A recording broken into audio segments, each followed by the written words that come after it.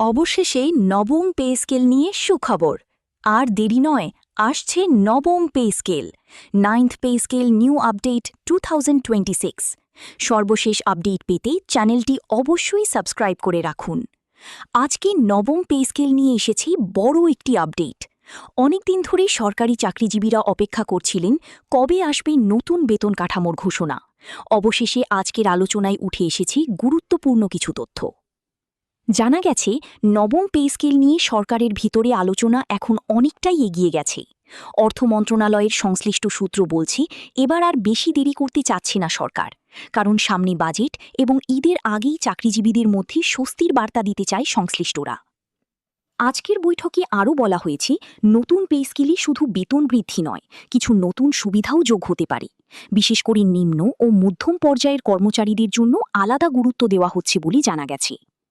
এদিকে সামাজিক যোগাযোগ মাধ্যমেও আজ সারাদিন নবম পে স্কেল নিয়ে ব্যাপক আলোচনা দেখা গেছে। অনেকে বলছেন, যদি এই মাসের মধ্যেই চূড়ান্ত সিদ্ধান্ত আসে তাহলে লাখ লাখ সরকারি চাকরিজীবীর জন্য এটি হবে বড় সুখবর।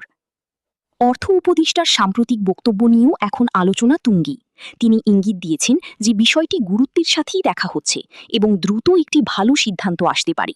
যদিও এখনও আনুষ্ঠানিক ঘোষণা আসেনি, তারপরও ভেতরের খবর শুনে অনেকেই আশাবাদী হয়ে উঠেছেন। নবম পে স্কেল এখন আর শুধুই আলোচনা নয়, বাস্তবায়নের দিকেও ধীরে ধীরে এগোচ্ছে। এখন সবাই তাকিয়ে আছে সরকারের চূড়ান্ত ঘোষণার দিকে। আপনার কি মনে হয়, এই মাসের মধ্যেই কি নবম পে স্কেলের ঘোষণা আসবে? কমেন্ট করে জানাবেন। আর এমন নতুন আপডেট সবার আগে পেতে ভিডিওটি শেয়ার করে পাশে থাকুন।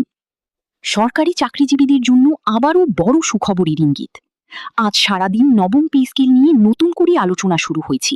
বিশেষ করে অর্থ মন্ত্রণালয়ের ভেতরের খবর এখন সামাজিক যোগাযোগ মাধ্যমে ব্যাপকভাবে ছড়িয়ে পড়ছে। জানা গেছে, নবম পে স্কেলের খসড়া নিয়ে গুরুত্বপূর্ণ পর্যায়ে কাজ চলছে এবং কয়েকটি বড় সিদ্ধান্ত প্রায় চূড়ান্ত অবস্থায় রয়েছে। সংশ্লিষ্টদের দাবি, এবার আর আগের মতো দীর্ঘসূত্রিতা করতে চায় না সরকার, কারণ দ্রব্যমূল্যের বাজারে চাকরিজীবীদের চাপ অনেক বেড়ে গেছে। আজকের আলোচনায় আরও উঠে এসেছে যে শুধু মূল বেতন নয়, বাড়তে পারে বাড়ি ভাড়া, চিকিৎসা ও অন্যান্য সুযোগ সুবিধাও।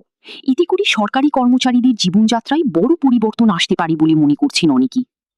সবচেয়ে বেশি আলোচনা হচ্ছে একটি বিষয় নিয়ে, ঈদের আগেই কি আসবে বড় ঘোষণা? কারণ বিভিন্ন সূত্র থেকে বলা হচ্ছে, সরকার চাইছে দ্রুত একটি সুখবর দিতে।